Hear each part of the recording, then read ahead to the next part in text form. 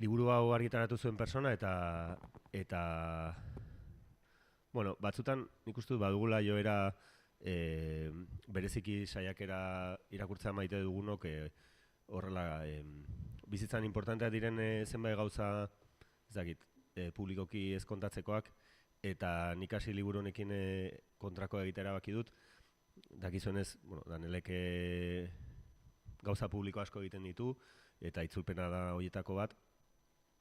Idazten du, elkarrizketak egiten ditu eta orain irratsaioa dauka eta bueno, halako batean, esan zuen itzultzeari aldi baterako ez, utzi nahi diot eta bueno, aski da ez, norbaitek aski da norbaitek esatea ez, zerbaitekin ez duela jarraitu nahi, ez irudimena martxan jartzeko ja nola lortzen dugun horrek aurrera jarraitzea ez. Eta halako batean jakin genuen Mackenzie Workek argitaratuko zuela liburu hau inglesez, eta orduan nola Danelek elkarrizketatu zuen Bilbora joan zenean pentsatu nuen eta espero dut hau bizitzan askotan ere ez egitea ez, ezingo diozu proposamen honi ez esan, ez?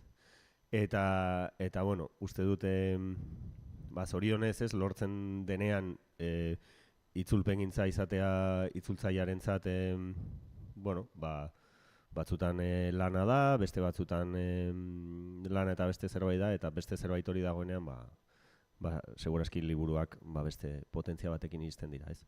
Eta beraz, gaur oso eskertuta gaude jende askori, ez? Eta gaur hemen ez dagoen jende askori, Gorkari, Goiatzi, Badalabi eta bidai hau posible egin duten guztiei, bihar bukatuko den bidaia, eta bueno, honezkero gure aurpegietan eta gure lauron aurpegietan esango nuke, eta ahotsetan igartzen denez, gaude pixkat ez, euskarazko liburuen jaiaren ezakit, afterra zen atzo gauean, orduan ja gaur ezakit non gauden, ez, pixkat perspektiba galduta. Baina hain justu horregatik ez, batzutan halako egoeretan dauzkazulako edo etortzen zaizkizulako kontuak atzo eguerdian Donostiatik gentozela konturatu nintzen nola duela 8 urte Durangora joan ginen aurreneko aldian gure lehenengo liburuekin eta tartean zegoen Angela Davisen askatasuna etengabeko borroka bat da, ez? Tamalez gaurkotasun handia irabazi duen liburua besteak beste Palestinari buruz hitz egiten duelako.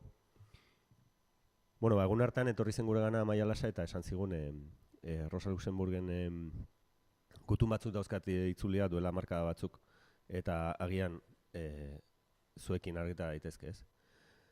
Eta nola etorri zen, geuretzat ez, zegoen horlako tradizio bat euskaraz oso gutun bilduma gutxi zeuden, ez, Arestirena, baina lan osoetan, Miranderena, baina oso gauza bazterrekoa, ez.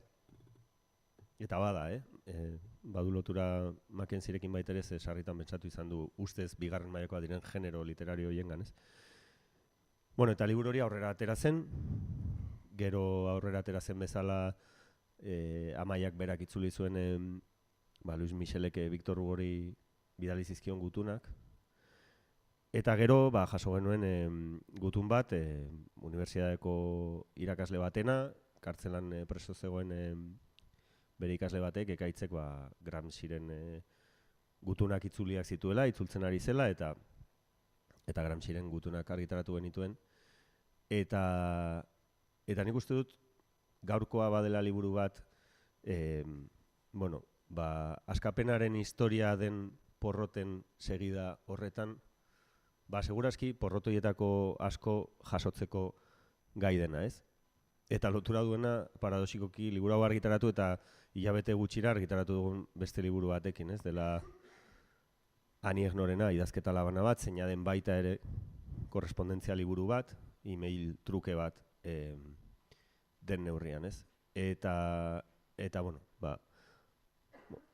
honekin ez da bakarrik, ez? Norberak egiten duenari edo egiten dugunari zentzua bilatzea, baizik eta hor badagoela, ez, Mackenzie berak esaten duen bezala, literatura burgesetik bazterrean geratu diren literatur genero asko, munduari buruz eta bizitzari buruz gauza asko esaten dizkigutenak.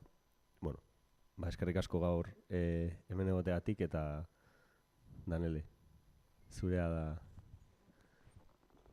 Bai, saiatuko naiz, bestela. Bale, hizkuntza kaixo danoi eskerrik asko etortzearren. Nien naiz egon Durango nago bezala inbeste kaio ematen, así que ez nago hain nekatuta horregatik. Hizkuntza kudeaketa nik egingo dizkiot orain galderak berari, euskeraz egingo ditut eta gero berari itzuliko dizkiot inglesera eta gero erantzuten hasiko da eta Aitziberrek erronka eder hori onartu du itzultzekoa eta saiatuko gara bion artean egiten edo zuek laguntza baldin bakazu ere bai. Eta lehenengo galdera izango da pixkat liburuari buruzkoa, Maitasuna eta dirua, sexua eta heriotza. Liburu hau da esan dezakegu igual serie baten edo hirugarrena bere ibilbidean, Rivers Cowgirl eta Raven eta gero etorri dana. Rivers Cowgirl badago itzulita gaztelaniara bakera inbertida bezala eta Raven ere bai izenburu berarekin. Eta beste lantzen du genero transizioaren gaia, dantzaren gaia, maitasunaren gaia, politikoarekiko harremanaren gaia liburuan, eta galdetuko dio dana da zer, pixka batean berak aurkeztu dezala liburu da, nondik hasi zen liburu hau idazten, eta baita ere ze lotura dakan aurreko bi liburuekin, zen ikuste lotura pixka badakala, forman eta gauza batzutan, orduan pixkat kokatu dezala liburu hori bere ibilbidean. Eta bain zulengo diot. So my first question is about the book. I was just saying it's part of a series, like it's after Rivers Cowgirl and Raven. So that if you could present it, say how you started, how it came about, and what are the things that it shares with the previous books, and then whatever you want to talk about in that sense. Okay. First of all, thank you for having me in your city and surrounding me with beautiful language that I don't understand at all. I'm going to do this in short bits if you want to. Mike, you got to be on mic. There we go. Okay, thank you. Hau txere gaizki, baina dio eskerrik asko etortzagatik eta inguratzeagatik berak inola ere ulertu ezin dezakeen hizkuntza batengatik. Gustatzen zaiola ere bai. So, this book is a series of letters to mothers, lovers, and others, and the first section is addressed to my mother, who died when I was very young, and then my sister, who raised me mostly when she was a teenager. And then the middle section is letters to lovers, and the third section is to sort of others, to sort of more abstract forces that shaped sort of my life, and it's trying to account for the people who made me. So it's not memoir in that sense. It's like the opposite. It's not, this is the truth of my life. It's like, how did I happen at all? And it's like, thanks to these people. So I'm sort of writing back to those people. Bai, saldu azkenean hau gutun serie bat dela, ama, maitale eta beste batzuei, eta, bera ama hiltzen gaztezela, beraz, hau guztia, gutun hau guztiak daude zuzenduta beraiei, azkenean ez da memoria bat, baizik eta da gehien bat, bera, Mackenzie bera nola heldu den gertatzera, ez da, beraz, zuzentzen zaio bere amari, aizpari, ez izuena izan zela maitalei, eta, beraren bizitza egin zuten jende horri. But it's also not just my individual life, but how that happened in a moment in history as someone who's a product of the era of the Cold War, the late industrial era, the era of like mass media, and how all of that then shaped who I am in an era when like all of those things were transformed into something else. And in a sense, when, as someone who came from the labor movement, we lost, we experienced a series of defeats. And so how do you sort of rethink that history and that legacy, and how the personal and the historical are always woven together? Azaltzen du azkenan ez dela zeo zer individuala, baizik eta azaltzen duela, hau dela historiaren produktu bat, ez da, gerra hotzaren ostekoa, industrialitatearen ostekoa, heroina azkenean, galdu genuen historia horren, ez da, orduan hau da, nola irabazi guzti horri. Ez da, zer gaitu duzu.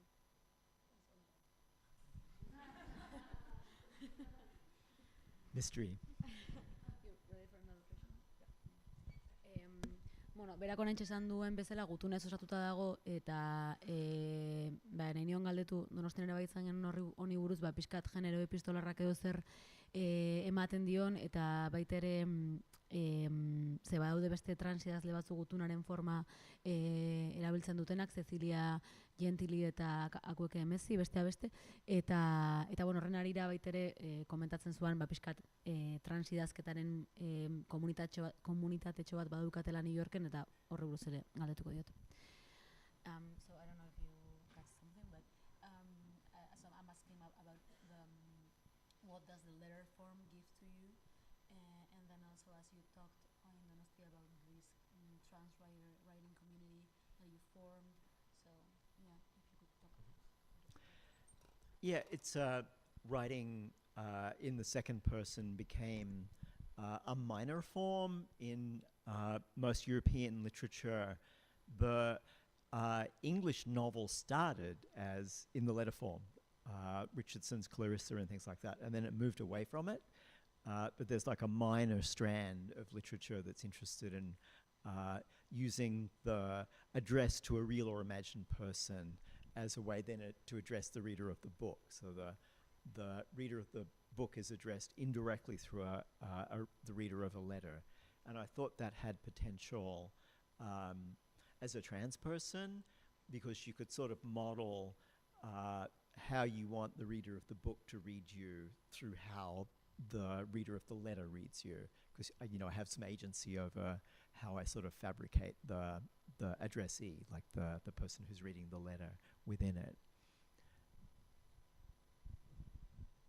Azaltzen du nola bigarren pertsonan idaztea gauza minoritario bat dela, azkenean indar txikiagoa edo daukana, baina berak erabiltzen duela irakurleei zuzentzeko gutun forma hori, ez da, gutunen bitartez nola zuzendu irakurleari, nola nahi duzun irakurleak zu irakurtzea eta ulertzea. And then it's also sort of in dialogue with trans writers, particularly in New York City, because for maybe the first time we have our own literary community, and there's sort of dozens of people writing and sharing work and writing to each other. So it's sort of I hope presenting a little bit of that development and dialogue sort of beyond it.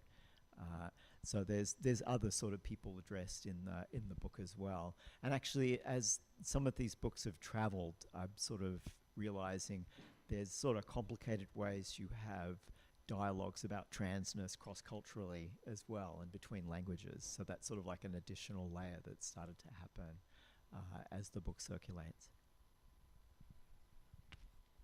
Bueno, eta azkenean ematen dela dialogo bat New Yorken sortu duten transidazketaren komunitate honen bitartez, lehenengo aldiz sortu dutena, 12 bat pertsonak idazten omen dutela batak besteari, jende asko daudela, eta dialogo bat sortzea dela helburua azkenean transkulturala izango dena. Baita, gero nabarmenduko nuke, esan duela hori pixkaleren aldia aidana gertatzen ez, hainbeste jendeari dela hortan, eta gero baitere orain liburua itzuliala eta liburuek bidaiatu ala, ez bakarrik bereak, ere interesgarria dela nola sortzen den transkultura horien arteko elkarrezketa kultura batetik bestera ere bai, ez, kulturen artean ere bai.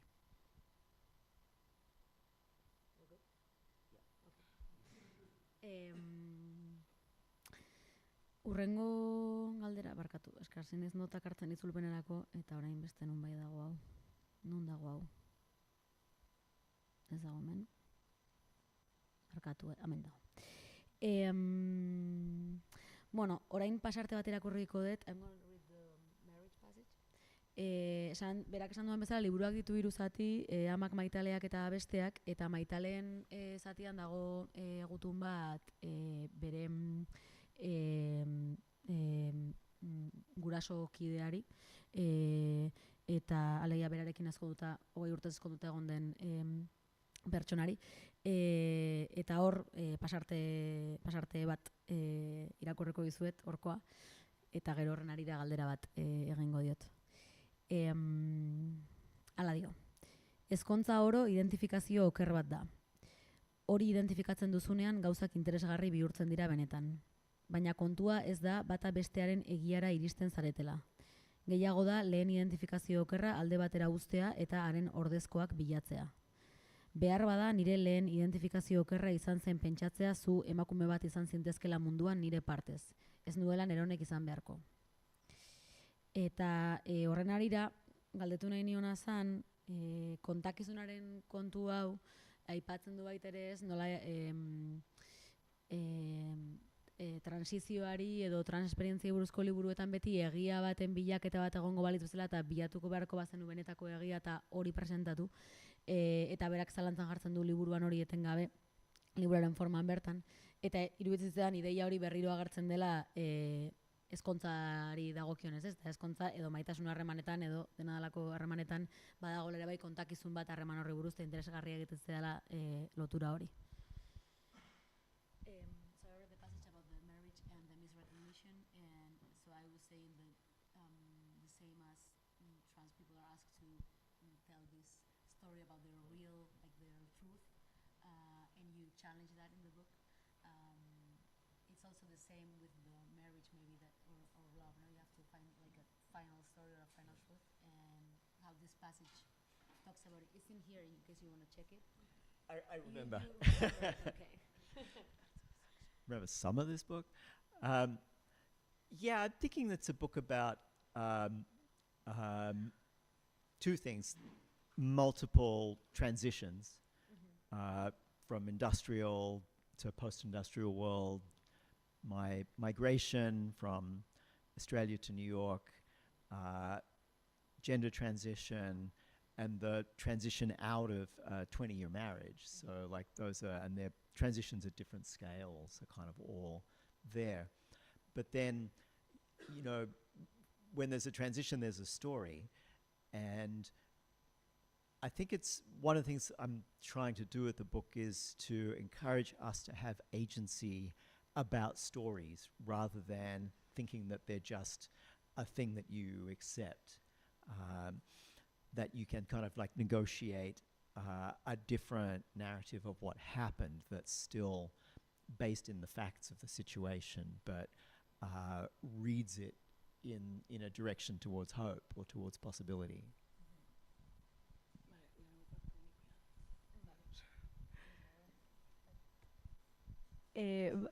Liburu honek azkenean trantsizio multiplo hainbatei buruz hitz egiten du, bai, pues bueno, industrializaziotik postindustrializaziora, bere emigrazioa ere bai, Australiatik, New Yorkera joan izan zela, trantsizioa bera, trantsizioa eskontza bera eta ezkondua izatearen trantsizio bera. Eta gehien bada, berak euki izan duen agentzia, historiei buruz, narratiba buruz, negozio konstante baten moduan. Bai, hor berak esaten zuen azkenan historioak ez hartzea, ez dakit exactamente zer esan duan, baina bigarren zatia zan, ez hartzea hau gisa, baizik eta ekiringo gogoratzen naiz. Eta zan nolabait ere historioen bitartez agentzia hartu alizatea baitere itxaropenerako eta posibilidaderako, ez? Ez dakit zerbait gehiago gogoratzen zeraten, Ez egiten du posizio bat, egia ez da dagoen zerbait, baizik eta zuk izan duzu historio bat, ez? Eta transizioa, esan nahi dut, gertakizunen kate bat da, orduan kontatu gertakizunen katea, ez? Eta And the second part is, there's a standard story that trans people are supposed to tell for everybody else, but it doesn't help us very much to have told it. So it's part of a sort of project of,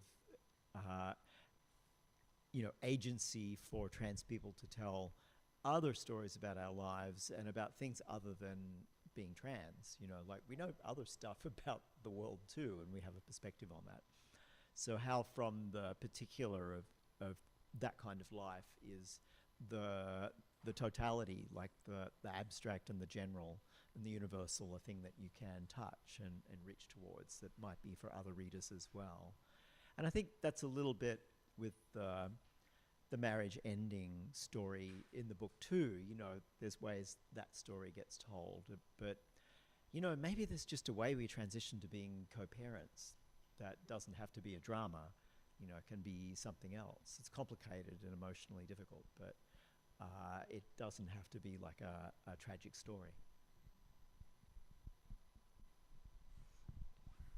Bueno, azkenean historia asko kontatu izan direla transpertsonei buruz, baina haiei ez ziela horrek laguntzen, ez da? Osea, azkenean transpersonek agentzia dutela eta beste historia batzuei buruz hitz egin dezaketela, munduari buruz, totalitate bati buruz. Adibidez, eskontzaren pasarte honetan hitz egin izan duena, ados amaitu da transgurasoak izatera egon izan da trantsizio bat, amaitu da ez du zertan horrek drama bat izan, ez da zertan tragikoa izan. Hori da, bai dagoela como historia estandar bat bai transizioari buruz, nolabait kontatu barutena transpertsonek transizioari buruzko historia estandar bat, ezkontzaren amaiari buruz ere, ez, historia estandar bat dagoela, baina ez duela zertan izan olakoa zehazki eta bere gurasokide izatera pasa diala, eta ez duela zertan komplikatua dela, baina ez duela zertan drama bat izan derrigor. Although pardon me, the letter to my girlfriend, whom I love now, really is an old-fashioned love letter. But it's also about we're queer people, so what does that mean, and how is it different to certain assumptions and expectations? And I think a lot of straight people want out of certain constraints about what a relationship's supposed to be too. So it's sort of reaching out to, can we rethink the unit of the couple and its relation to community and its relation to the world. So that letter, even though it's old-fashioned love letter, is sort of asking those questions as well. Eta gero dago Maitalen atalean beste gutun bat bere gaur egungo neskalagunari zuzendua, eta dio dela maitasun gutun tradizional bat. Baina hala ere jende queerra direnez, baitereari direla beste galdera batzuk egiten, nola egin diferente hori guztia, eta nola harreman horrek ze harreman izan dezaken baita ere munduarekiko, eta esaten du baita ere, hauna eta esan, lehenago esan du, baina hetero askok ere nahi dutela atera harreman heteroek dakartzaten gauza batzuetatik, eta orduan liburu gutun hori naiz eta maitasun gutun klasiko bat izan, ere biltzen dituela beste gauzak beste modu batera egiteari begirako galdera hoiek. Begiratzen dio berari, esango balit bezala, bai, ondo itzuli dezu, baina kara. I'm looking at you like waiting for validation, but then I'm like, no, oh, totally, absolutely right. That's absolutely right. Yeah. I had this other passage about from the Julie's letter that you want me to read. Yeah. Then we get to hear your translation too, which is lovely. No, sounds great. Esaten nion dagoela hemen Gidoian naukan beste pasarte bat bere gutun klasiko, maitasun gutun klasikoago hortakoa, eta irakurri egingo dut. Igual zuetako nobaiten nahi du irakurri, edo ez. Hemen dakat mobilean, hola ez dut nik irakurtzen. Different voice. Yeah. Which passage? It's the one that we did in Donosti. It's the We've both loved, and then like the Romeo and all that. Yeah. Biok maitatu ditugu beste batzuk honen aurretik, eta maite izan gaituzte. Behar bada, ez naiz oso trebea izan sekula, baina saiatzen naiz. Zurekin maiteminduta nago. Ikasten saiatu naiz, zer ekar diezaiokeen iraganak maitasun honi. Ez gara Romeo eta Julieta, ez da Julieta eta Julieta ere. Mito hori. Onar aldezakegu beste aukera bat, hau da, onar aldezakegu ezen inozentea ez den maitasun bat, ez dena bikote heteroa, ez dena munduari bizkarra emateko modu privatizatzaile bat, izan daitekela ez gutxiago baizik eta askoz gehiago, izan nahi daiteke etxe bat gubiontzat eta horrez gainera etxe bat munduan, izan gaitezen etxe.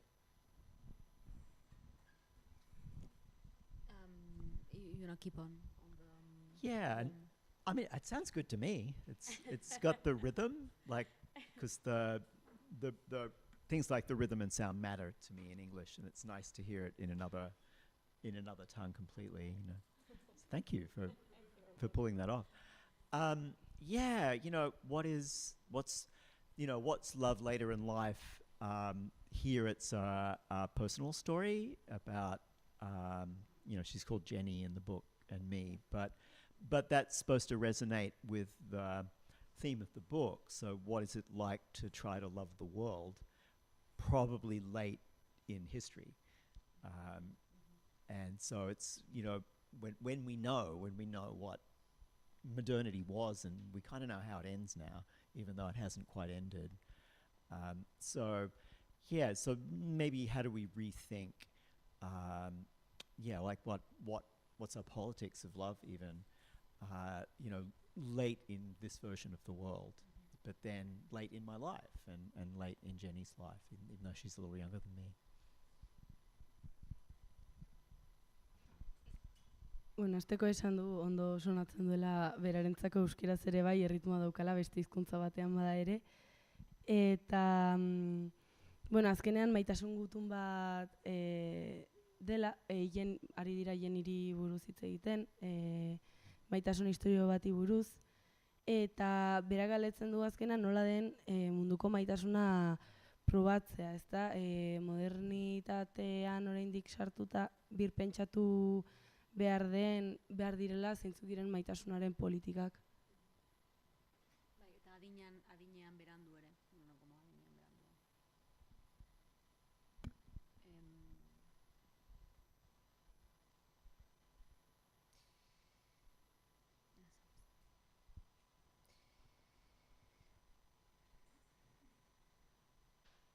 Vale, urrengo galdera da, besteak atalean pasadegu, pixka bat hitz egin du berak amaren eta izparekiko harremanari buruz, eta gero maitaleen zati horre buruz hitz egin dugu, eta orain besteak atalean gutunak esan daiteke pixka bat abstraktuagoak edo direla, edo gaiak pixka bat abstraktuagoak ere badirela, eta partikular dotatik orokorragora edo ere jotzen duela, eta hor badago gutun bat jainkosa bati zuzendua, Zibeleri, eta berak Zibele berri idazten du, edo Zibeleren mitoa kontatzen du T-neska bat, edo transneska gisa ura identifikatuz. Eta liburuan badago ideia bat behin eta berriro gorputza editatzen dela, eta memoria editatzen dela, eta nik galdetzen niona zenera errelato kolektiboa ere editatzen dela, ez? Eta kasu honetan mito edo jainkosa baten historia pixkat editatu duela. So on Sibyl, how you also edited the myth, apart from the body and the memory? Yeah. What if I'm a third generation atheist, so it's a strange thing to write a prayer to a god. I chose another one, which is Sibyl Kabyle, who to the Romans and the Hellenistic Greeks was the mother of all gods, was always understood as a foreign god, came from Anatolia, and was worshipped by the Galli, who are the ancient ancestors of trans women. So we had our own god for 600 years, and we lost her. She was erased, with the fall of Rome or the Christianization of Rome. Most of what we know about Sibyl, and particularly about the Galli, is from early church fathers who hated the whole thing. So, yeah, I wanted a language that wasn't just personal language or just political language, literary language for sort of thinking about transness and otherness that would sort of play with a religious language and sort of make it available a little bit. A lot of trans people in America came from religious families that they're excluded from and religions they're excluded from. So there's a very strong sense of the loss of something. So it's sort of, could we put something in its place? And is there, maybe a little space for the sacredness of transness as being, if nature is, the power of transformation, like we just fucking do that to ourselves. So, could we rescue a little bit of the sacred sense of transness and put it back in the world? So yeah, that letter was sort of doing some of that work of trying to address a kind of numinous is going to be hard to translate, but like the numinous dimension, which is, numinous is what you can't know.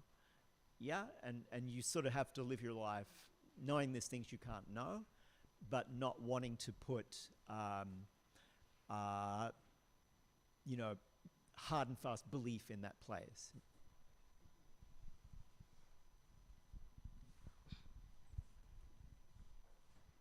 Behar bada, hasiera batean, gutun hauen artean arraroa izan daitekela Zibele izeneko jainkosari zuzentzea idaztea gutun bat. Zibele da jainko guztien ama eta bueno, ze esan du erromatarrek galdu zutela? Erromatarrek hartu zioten Anatoliakoei, Turkiarrei, eta beraientzat hartu zuten, baina beti jarri zuten jainko, jainkosa atzerritartzat edo, ez? Naiz eta integratu zuten beraien panteoian, ez da nire forte hau, bai. Bai, eta hortik aurrera tira, azkenean nahi zuen hizkuntza bat erabili, ez zena izango bakarrik personala, ez zena izango politikoa soilik, ez da? Beraz, erabaki zuen hartzea hizkuntza erlijiotik etor daitekeen hizkuntza hau, Ameriketan bizi diren transen historioa kontatzea, esklusio bat edo galera batetik abiatuta datozenak, ez da, eta espazio hori eman transpertsonei sakratu aden auzi hori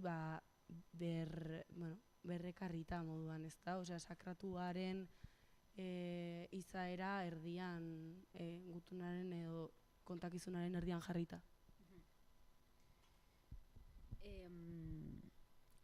Hau ez dago gidoian galdera hau, baina honetxe kontatzen ez liburua begiratu betenean, bere buruari ere idaztitu izkiola gutunak, orduan horri buruz galdetuko diot. I was saying, this is not in the script, but there's letters to yourself too in the book, and I haven't asked you in these 3 times, so I wanted to ask you about how's that? Yeah, there are 2, yeah. So the book's framed by letters to my younger self, and I write to myself around 20 and around 40, and those were like moments of crisis in my life, and around 20 was when I actually already knew I was trans, and I knew that if I came out I probably wouldn't survive it, and so it's like making the choice not to come out at that age. And 40 was sort of another like crisis moment, and so that's the concluding letter. I thought that was interesting because no one tells you what to do by the time you're 40. You're supposed to know already, but like I find a lot of people around 40 are like, what do I do now? Like I'm not young and I'm not old. Like I'm, like it's sort of in between. Like I'm now, I was 60 when I wrote it, so it's 20, 40, 60, like the idea of score of years. In English, it's a thing, In Basque, we count by 20s, so... Oh, right, okay, so it works even better, yeah. Yeah, so that was sort of the framing device, and the original ending letter was my 20-year-old self writing back to me. But my editor said, it's just so angry. We can't end the book like that. And he was right. So we didn't do that one. But yeah, it's sort of, like my current self looping back to listen, and it's, am I able to hear my 20-year-old self and 40-year-old self at 60 was sort of a question, to sort of loop back through that, and to free that up a little bit. And, because like gender transition definitely poses a question of who you were. But I think for everybody, there's a certain point in life where you have a fixed idea about your youth, but if maybe that wasn't what it was, and it was actually different, and maybe you can weave together a different story, which is as true as the one you already have, but is more enabling, and opens towards love and life in the world, which is the whole project of the book, really.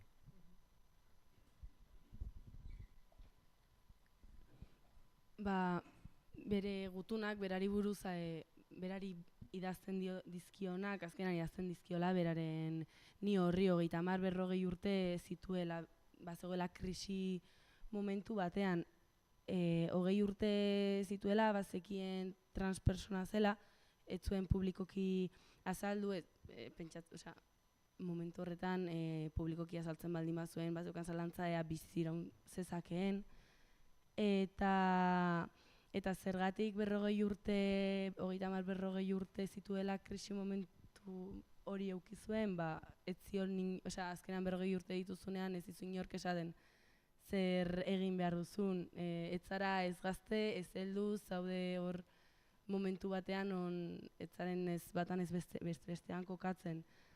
Gero pasarte bat sartu ez zutena, 20 urteko ni horrek idatzia, baina nahiko tono haserrean eta zegoenez ez dute sartu.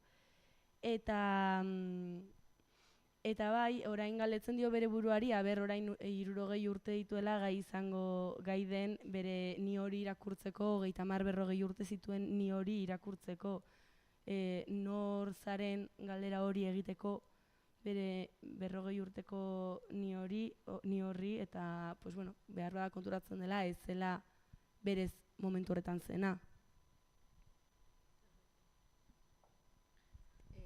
Edo izu nahi duzu jakerrearen galderak egin? Nerearen galdera edo iren bitartez. Ez, igual nereak ez daki bere galdera dela. Ez, baina interesgarri iruditu zait, Bazkarian agertu dene, igual izan da bazterreko galdera bat, ez? Baina pixka zetorren nola 80ko markadan, nola hemengo asko prestatzen egongo zareten baliatuko dut, ez dakigula, ez? Ze abesti joko dituen Fermin Muguruza bere kontzertuetan, Nego Gorriaken abesti bat badago, ez? IBM-en konputagailuekin lan egiten duen norbait ezagutzen dutez, eta ari dira iraultza egiten ordenagailuen bitartez, ez? Eta nola, hipotesi hacker hori guzti hori, ez? Mundua agian informatikaren bidez, eta teknologia berrien bidez, eta interneten bidez, irauli ziteken, ez? Eta nola, inkluso, egon diren, denboran zehar tresnak, ezakit, independienteak izan direnak kapitalismotik edo behintzat logika nagusietatik, eta nola gaur egun den, ez, erabiltzen dugun tresna telematikoa dela, dela, ez, ala ez deusa, inork ez duelako partekatzen, ala zuzenean den, gaur egun Twitter bilakatu dena, kezak bat oso seguro noizbait beste zerbait izan den berez baina tira, eta hori bezala beste tresna asko, ez? So, if you can repeat what you said. So it's about Hacker Manifesto? We come back to that Yes, one? and Yeah. About how we've lost all Yeah. the, I don't know, cybernetic utopia or... Yeah, I wrote about media and communication for 40 years or something, and the funny thing about coming out as a trans person is I suddenly lost all my authority to talk about media, and all I'm supposed to talk about is trans stuff, you know. But it's like, wait a minute, I did these other things. But I was involved in sort of a social movement around free information and autonomous knowledge, and like a punk rock approach to digital tools, so the ways that we can use them, you know, for our own needs and purposes and social movements. And you know, it kind of worked in the 80s and 90s, but it stopped working because it all got appropriated and turned against us. So, like, one of the defeats for me is that defeat of the kind of hacker movement of the 80s and 90s. So that's another one where, all right, so we're going to continue that struggle, but we have to regroup after significant defeats. And the construction of exactly the kind of internet we were trying to have not happened.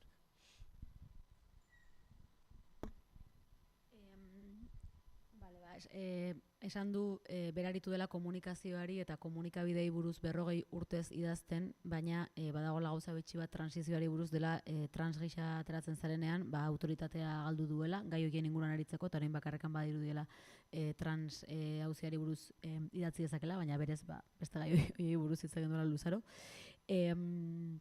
Berak dio mugimendu sozial batean egon zela ikaskuntza edo ikasketa autonomo edo hezkuntza autonomoaren inguruan, informazio askearen inguruan, eta nolabait ere punk rock ikuspegi bat ezartzen zutela gai hauen bueltan, 80ko eta 90ko hamarkadetan, baina gero 2000ko hamarraldiarekin batera hori guztia apropiatu egin zela, eta hain justu ere porrot handi bat izan zela irudikatzen zen internet mota hori, etzelako gertatu eta lehen daukaguna. Eta orduan, holako porrot handi baten ostean, behar dela pixkat bildu berriro, ez? Eta puntu horretan ikusten duela. And it's about tactics, right? Because you only have tactics against a ruling class that has strategies, but our tactic in the 80s and 90s was, can we get information to circulate freely on the internet, and now it's the reverse. It's like, oh, can we create, you know, spaces off the internet to do critical thinking and creative work, because the internet became extractive. It's extracting our labor for free to, you know, use against us. So I'm more interested in doing books now than doing work on the internet, and forming communities in real space and things like that.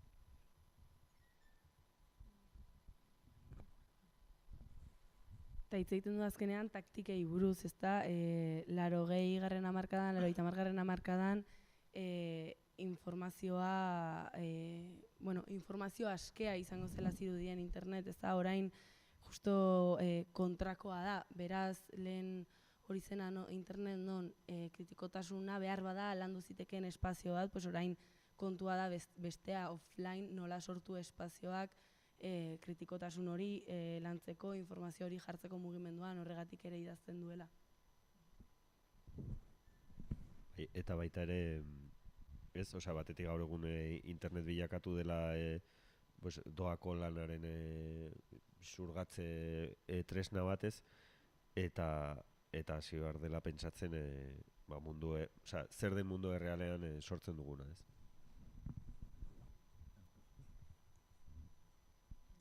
Yeah, I need to know what that was.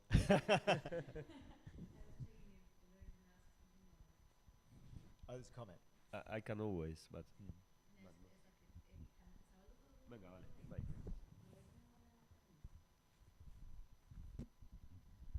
Norbaiten nahi du galdera bat egin, mikrofonotik igual entzungo da beto. Bestela besteren badakagu, baina...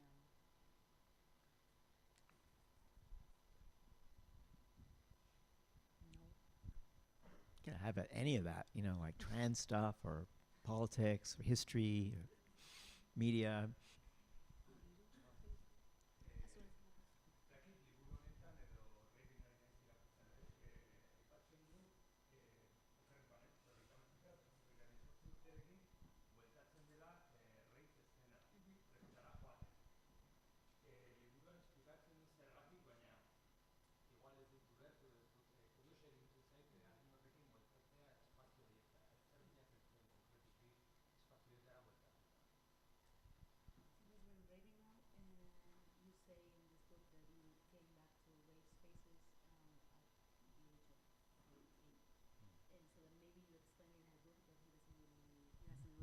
understood why.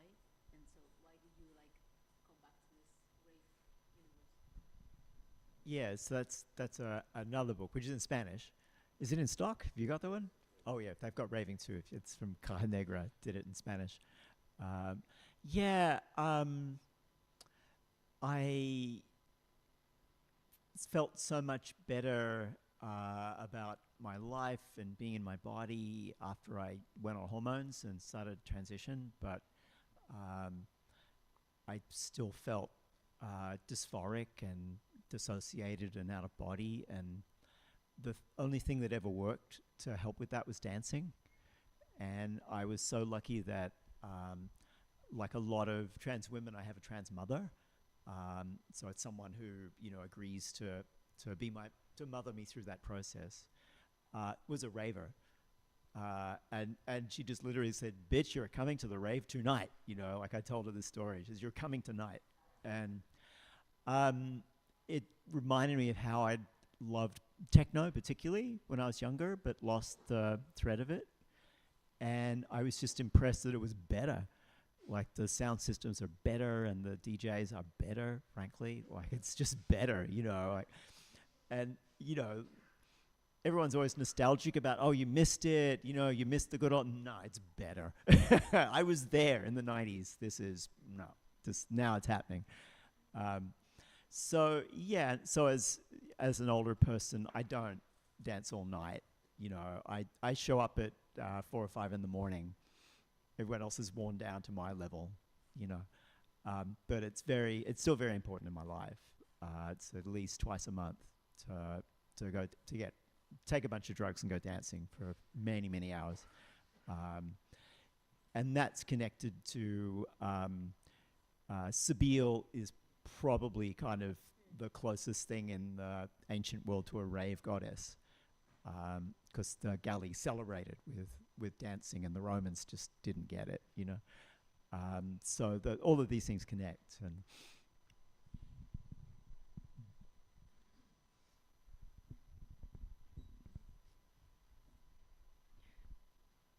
bera hobe sentitu, azaltzen du hasieran hobe sentitu zela bizitzan eta bere gorputzarekin trantsizioa egin zuenean hormonak hartu ondoren. Oraindik sentitzen zela disoziazioan, bai bizitza, bai bere gorputzarekin berarekin, baina dantzatzean deskubritu zuela hor hobeto sentitzen zela. Nolabait trans pertsona askok moduan berak trans ama bat zeukan, eta bera baita bazijoan reibetara, eta gazte zela ja teknoa gustatzen zitzaiola azaldu du, eta gaur egun ez du gau osoa dantzatzea asko gustatzen zaio, hori garrantzitsua dela bere bizitzan, ez du gau osoa pasatzen dantzatzen, baina hori importantea dela, saiatzen dela 2 aldiz joatea hilabetetan, drogatzen da eta dantzatzen du gauean zer pila bat. Eta, horregatik ere bai, badaukagutun bat Zibeleri zuzenduta, berarentzako delako rave jainkosa bat izatetik gertuen izan daitekeen figura bat. Bai, aprobetxatuko mikro daukadala.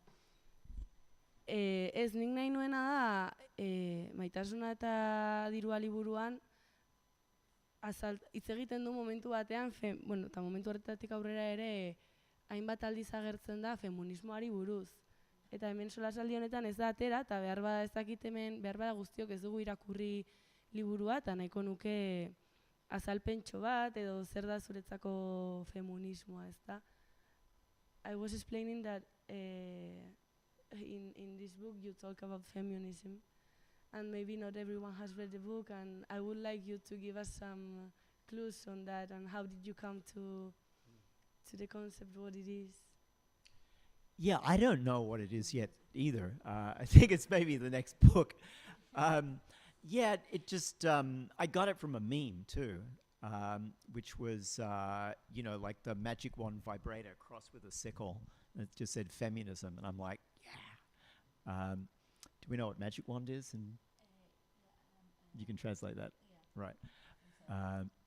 Yeah. So all right. So there was still something authoritarian and patriarchal in communist movements that never quite got resolved. And so what if we just play with the language?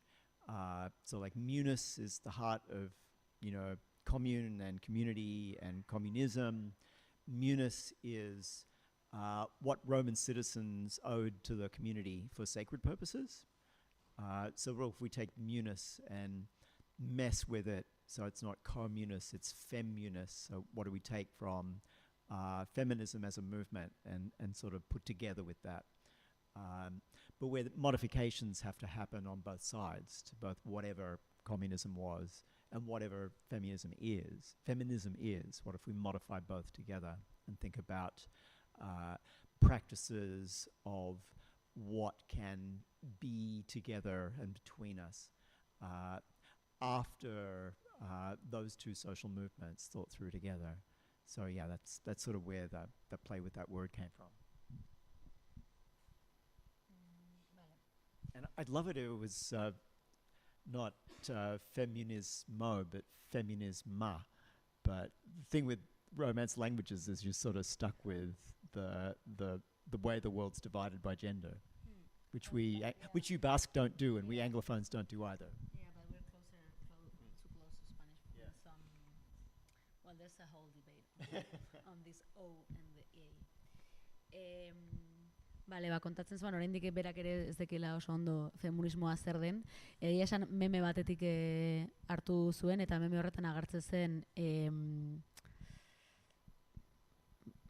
agatxo magiko bat, hola ditzen zaio, una varita mágica, eta bestea da laoz, ez dakit nola zedan den. Laoz y el martillo, osea, komunismoaren zea hori, baina bat igitaia eta maiua, nabaritzen den ere kultura komunista zenbateraino dago, baina bueno. Orduan, agertzen zen agatxoa eta parra egiten izate, baina ez dakitu nadan ez. Agatxoa eta igitaia, hori da igitaia. Eta orduan hori, grazia egin ziola, edo hortik hartu zuela ideia, batetik komunismoan, zebera alderdi komunistan da mugimendu komunistan egon zen gaztetan, orduan komunismoan oraindik badagoela alderdi autoritario eta patriarkal bat ez dena oraindik konpondu.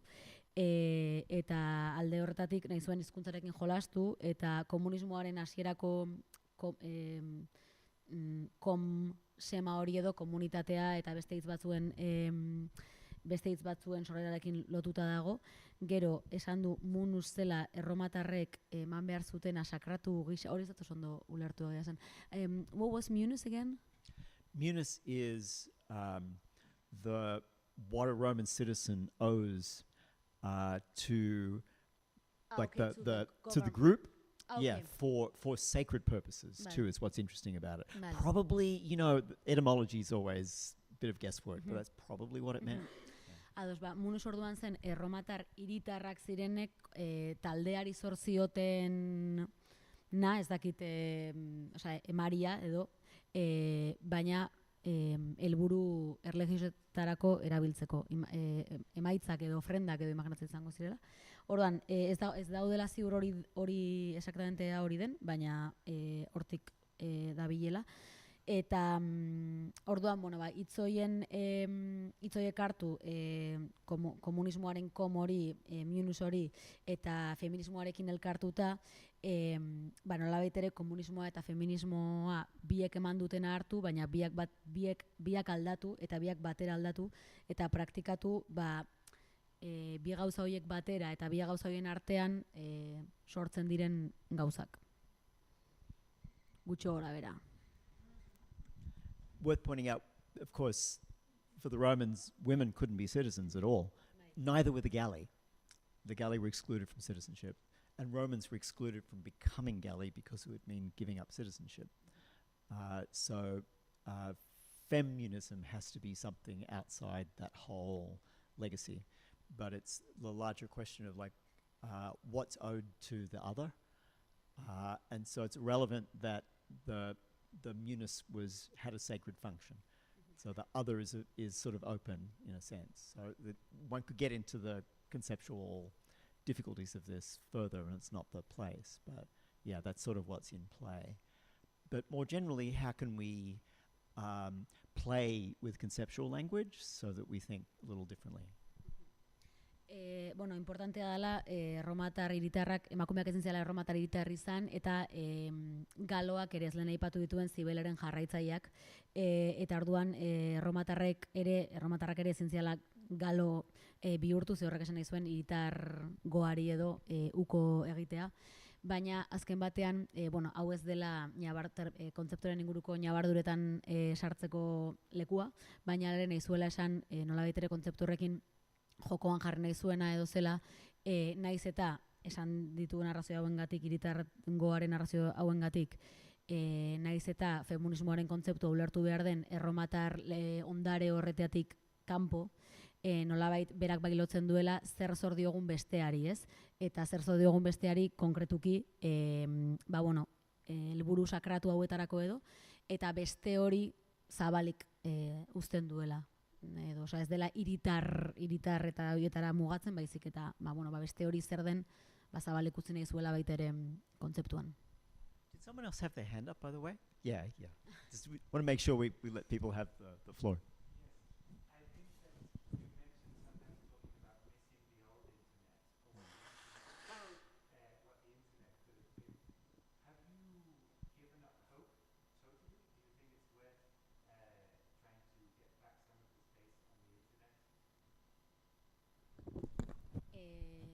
Aipatu du galdu dela internet izan zitekeen hori amets hori, eta ea itxaropeni geratzen zaion edo erabat amore eman duen internet izan daitekela beste zerbait. I don't really do optimism. I'm not the thinker for that. I've ever read Franco Berardi, also known as Biffo. Biffo manages to be optimistic no matter what happened. I love that, but no, it's not my thing. Where is it that Beckett writes, I can't go on, I'll go on. It's actually useful, I think, to understand the necessity for struggle without hope. Because then you know who your real comrades are, because the opportunists have disappeared, and it's like, oh, you're for real. Because, we're probably going to lose, but you're still here. I'm not generally optimistic, but you still look for ways that you can use techniques in particular ways for particular purposes, even if, we're sort of in retreat from what the internet at large became, that's why I love a good rave, because it's about techniques, sound systems got better, Pioneers like Monopoly on CDJs is a problem, but that's a topic for another time. But it's good, and everybody's off their phones for hours, it's magic. So there's always ways that you find ways that techniques can be woven into autonomous life in different ways. There's no non-technical human. Like, the technical actually comes before the human. So it's a fantasy to think we could do without it. But it's this, and technology doesn't have an essence. It's a site of struggle. And so you're always sort of struggling to shape it around autonomous human need rather than around sort of profit and endless growth and the end of the world. Erantzuten du ez dela batere optimista, eta berez bere pentsamendua nahiko amore ematen diola ideia horri. Ulertzen du ere bai, ideia horri dela internet gurea den espazio bat izatera heltzeari. Ulertzen du beharrezkoa dela itxaropenik gabe izango duen borroka bat. Hau da, borrokarekin aurrera egitea naizta behar bada itxaropenik ez izan, ez dadin behintzat egon daiteken aukera minimo hori galdu. Eta horregatik esaten du, sortu behar ditugula teknikak, eta hor dagoela asko ikasteko reidetatik ere bai, azkenean teknika zinguratuta dagoen zeo zerbaita, osea, DJak teknika ezberdinak erabiltzen ditu, da momentu bat non inorrez dagoen telefonoarekin, bizitza autonomoekin egiten, osea, autonomoak dira, ez dago, eta gero aparte, amaiera mota ideia bat, ez gizakiaren aurretik etorri dela teknika, hau da ez dago gizakirik teknikoa ez dena. And it's worth saying that internet is sort of this dangerous but useful space for the development of trans culture. Like it really helped us in some ways, and it also is dangerous for us. Whether and how it's useful for something like sustaining Basque culture, I don't know, but I think there's questions about like how are these things, even if they're kind of like poison pools owned by conglomerates, how do we still tactically intervene in those spaces for autonomous purposes? Eta azaltzen du nola transkulturarentzako interneta badela biak, ez da? Alde batetik arriskutsua eta bestetik erabilgarria ere bai. Ez daki oraindik ea euskal kulturarentzat, euskal kultura mantentzeko erabilgarri izan daitekeen, baina bueno, hor dagoela.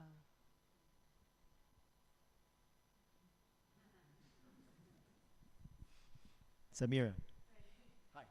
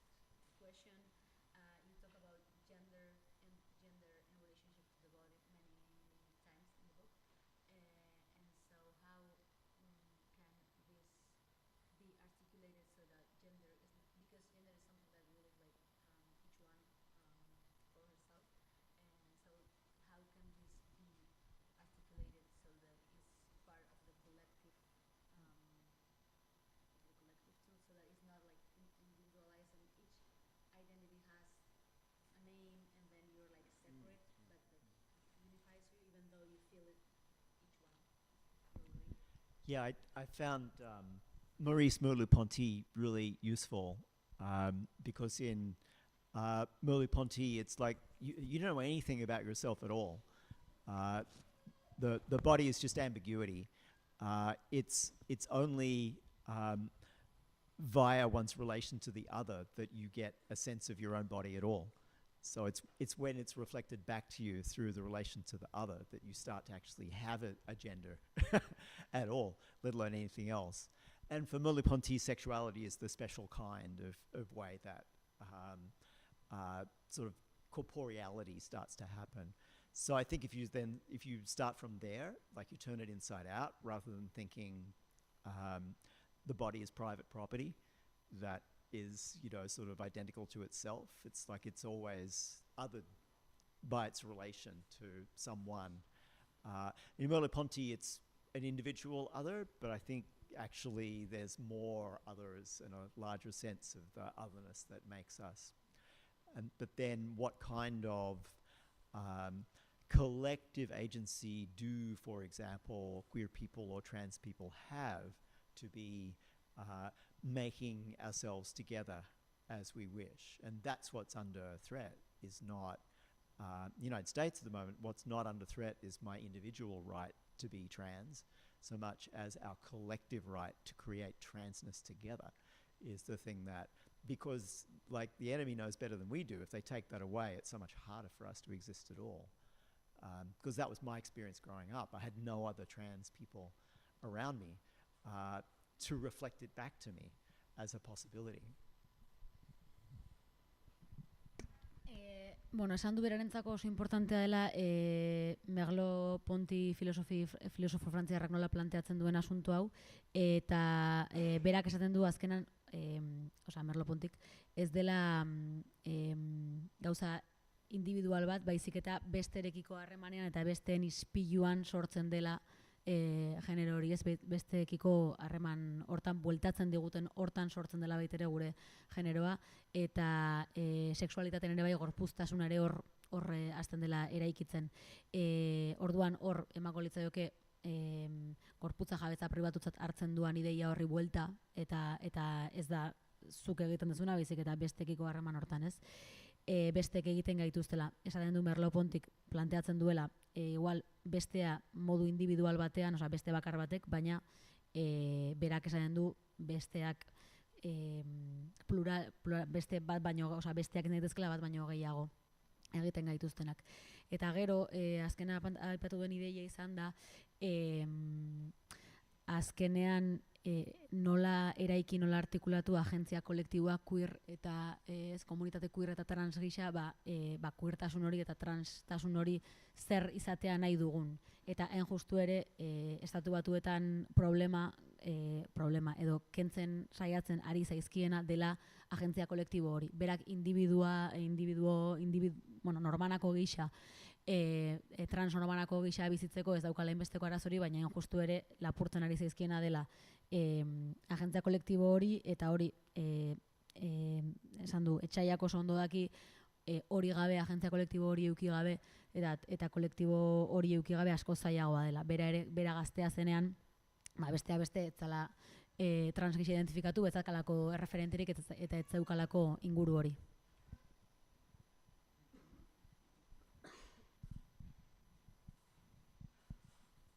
Zortziterdia dira.